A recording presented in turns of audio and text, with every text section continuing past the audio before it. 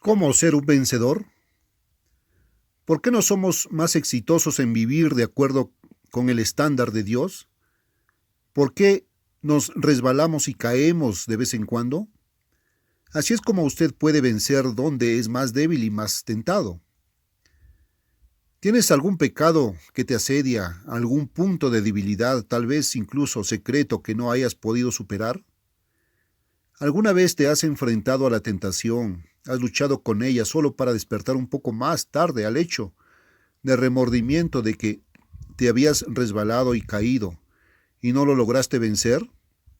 O tal vez estás luchando con algún hábito que te tiene como su esclavo, luchando, siempre luchando, pero de alguna manera nunca puedes conquistarlo.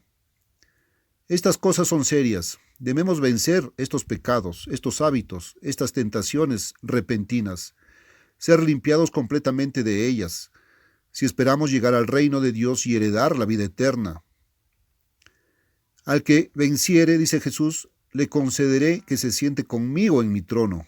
Apocalipsis 3:2. Al que vence y guarda mis obras hasta el fin, a él le daré potestad sobre las naciones. Las regirá con vara de hierro. Apocalipsis 2:26 y 27. Ni siquiera todos estamos llamados en este momento. Muchos, aunque hayan oído el verdadero mensaje, nunca han recibido el conocimiento consciente y convincente de la verdad. Este no es el momento en que Dios los está llamando. Pero Dios ahora está llamando a algunos a una vida de separación, a una vida nueva y diferente, llena del Espíritu y guiada por el Espíritu, para que puedan ser completamente limpiados del pecado y que puedan crecer en gracia y conocimiento, siendo así preparado, entrenado, apto para una posición de responsabilidad solemne, la de rey o sacerdote en el reino de Dios. Y son solo aquellos que califican por el entrenamiento, la superación, el desarrollo espiritual y el crecimiento durante esta vida presente, quienes así reinarán con Cristo. Estudie la parábola de las minas en Lucas 19, del 11 al 27. Así que la vida cristiana es una vida nueva y diferente, una vida vencedora. El pecado debe ser arrancado de raíz y de rama. Debemos ser hechos justos, santos. ¿Por qué entonces tantos de nosotros tropezamos y caemos continuamente? Sí, incluso aquellos que se esfuerzan, luchan e incluso oran y oran por ayuda, por victoria sobre algún hábito vicioso. ¿Por qué? Primero, observe una parte de la instrucción de Pablo a los filipenses. Y ser hallado en él, no teniendo mi propia justicia, que es por la ley, sino la que es por la fe de Cristo, la justicia que es de Dios por la fe. Filipenses 3:9. Note, no es nuestra justicia, sino la de Dios. David se inspiró para escribir: todos tus mandamientos son justicia. Salmo 119, 172. Sí, y el amor es el cumplimiento de la ley. Romanos 13:10. Aquí hay un problema. Demasiados observadores de los mandamientos están luchando, tratando de guardar los mandamientos en su propio poder y fuerza, pensando que es su propio amor humano personal el que cumple la ley. Demasiados observadores de los mandamientos solo se han convertido al argumento de guardar los mandamientos de Dios y nunca han experimentado realmente un arrepentimiento definitivo, porque una conversión real es una experiencia definitiva. Tales personas necesitan ir a un lugar privado, a solas con Dios, y ponerse de rodillas, y abrir sus corazones a Dios y permanecer así hasta que realmente sepa que realmente se han arrepentido. No es de extrañar que tantos se desanimen y tengan ganas de darse por vencidos.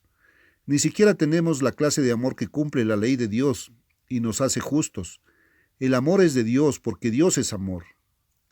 Y se necesita el amor de Dios derramado en nuestros corazones por el Espíritu Santo. Romanos 5:5. Para cumplir la ley y darnos la justicia de Dios. La ley es espiritual. Romanos 7:14. Somos carnales. Se necesita un amor espiritual para cumplir una ley espiritual. El Espíritu Santo dentro de nosotros es simplemente la ley de Dios en acción. y dado que solo Dios puede suplir el amor que nos hace justos, se convierte en la justicia de Dios, no en la nuestra. Pero, ¿cómo recibimos el amor? Nótese nuevamente la escritura citada anteriormente. La justicia que es de Dios por la fe. Viene entonces por la fe. Ahora la mayoría de la gente parece creer que la fe por la cual debemos recibir todo lo que Dios nos da es algo que nosotros mismos debemos desarrollar y suplir mediante algún tipo de duro esfuerzo. Y se convierte en un gran esfuerzo. ¿No es así tratando de esforzarse por tener fe? Niños tontos en Cristo.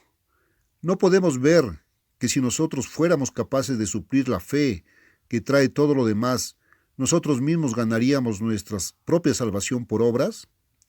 Sería el tipo de justicia que es solo trapos de inmundicia para Dios. Deja de tratar de aumentar la fe. No tienes fe. La escritura anterior habla solo de la fe de Cristo. No tu fe, la fe de Cristo. Jesús tenía fe real, hizo milagros y resucitó de entre los muertos y Él vive. Aquí está el secreto. Él da, Él imparte su fuerte fe a ti y a mí. Sí, incluso la fe es un regalo de Dios, uno de los dones espirituales. Efesios 2:8, 1 Corintios 12:9. Entonces, ¿cómo hacemos para obtener más?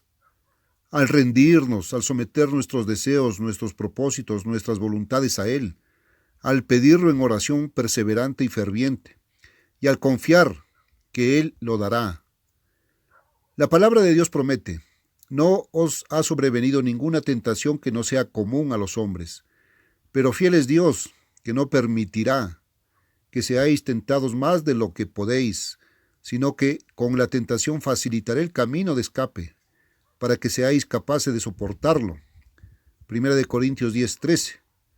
Pero, ¿no te ha parecido a menudo en tu experiencia que Dios ha fallado en cumplir esta promesa? Ha llegado la tentación, has luchado, incluso orado, pero fuiste vencido y no encontraste el camino de escape. ¿Qué está mal? Jesús dijo: nunca te dejaré ni te desampararé. Yo estaré con vosotros todos los días hasta el fin del mundo. La palabra de Dios promete: el pecado no se enseñoreará de vosotros. Sin embargo, ¿no habéis descubierto que el pecado ha tenido dominio sobre vosotros, haciéndoos su esclavo? ¿No has luchado desesperadamente, incluso con lágrimas, corriendo por tu rostro solo para fallar? ¿Por qué? ¿Qué está mal? Simplemente que no hemos sabido recibir, aplicar y usar la fe que Dios promete dar. Primero, hay algo que nosotros debemos hacer. Algunos van a un extremo y tratan de hacerlo todo. Otros van al extremo opuesto, suplican a Dios, se esfuerzan poco y esperan que lo haga todo. Santiago dice: sométanse a Dios, resistan al diablo y él huirá de ustedes. Santiago 4:7. Enviar, resistir, esto requiere esfuerzo. Pedro dice que nos humillemos, echando todo nuestro cuidado en el Señor y que seamos sobrios y vigilantes, porque el diablo anda alrededor esperando la oportunidad de tentarnos cuando estamos desprevenidos. Debemos resistirle, firmes en la fe. 1 de Pedro 5, del 6 al 9. Debemos resistir a Satanás y hacerlo en la fe de Cristo. ¿Pero cómo? La clave de todo es: esté vigilante, esté en guardia, estar siempre atentos, estar preparados. Ahí es donde caemos. Se necesita un esfuerzo constante, continuo y vigilante, nunca fallar. A menos que nosotros mismos tuviéramos que esforzarnos, no podríamos ser vencedores. Pero si tuviéramos poder para hacerlo todo, no necesitaríamos a Dios. Así que requiere nuestro esfuerzo continuo, vigilante, siempre vigilante, empoderado por el Espíritu de Dios. Santiago continúa: acérquense a Dios y Él se acercará a ustedes. Santiago 4:8. Ahora nos estamos acercando a nuestra respuesta. Cuando llega la tentación estamos demasiado lejos de Dios y entonces de repente somos incapaces de acercarnos lo suficiente a Él para obtener la ayuda y la liberación que necesitamos. A veces se necesita tiempo para acercarse a Dios en ese contacto íntimo con Él para que podamos recurrir a Él para obtener el poder que de repente necesitamos. En otras palabras, cuando la tentación ha llegado inesperadamente, nos hemos encontrado con la guardia baja, fuera de la oración, fuera del contacto con Dios, fuera del entrenamiento espiritual. Estabas participando en un concurso con Satanás el diablo. Intentaste luchar con él, pero estabas sin entrenamiento, fuera de condición espiritual.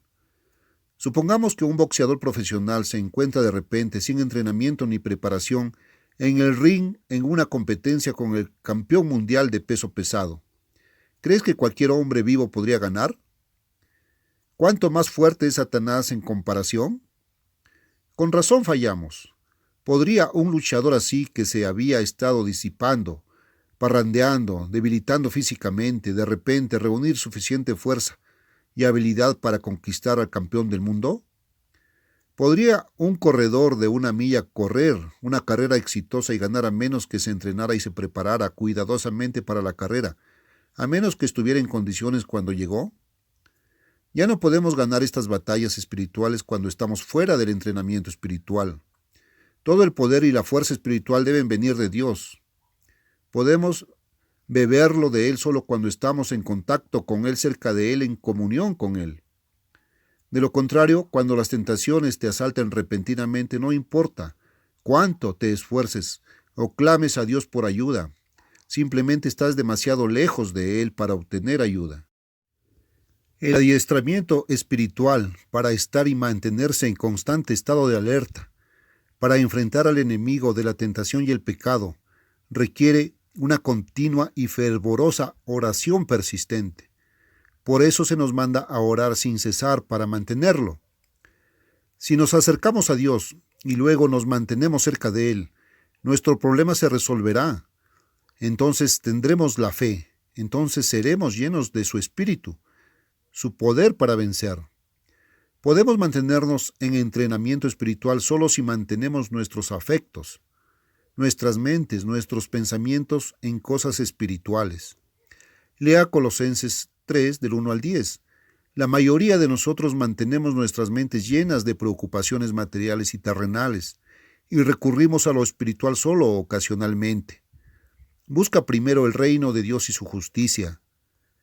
A veces se necesita un asedio de ayuno y oración ferviente, determinada y perseverante, buscando a Dios con todas nuestras fuerzas, con llanto, permaneciendo con ello, determinados hasta que lo logremos. Entonces debemos mantenernos en oración continua. Echar todas nuestras preocupaciones sobre Él. No estamos haciendo eso. Si lo hacemos, habrá muchas cosas por las que orar cada día, y se necesita oración privada diaria, con verdadero fervor, además de la oración familiar. ¿Vale la pena la vida eterna?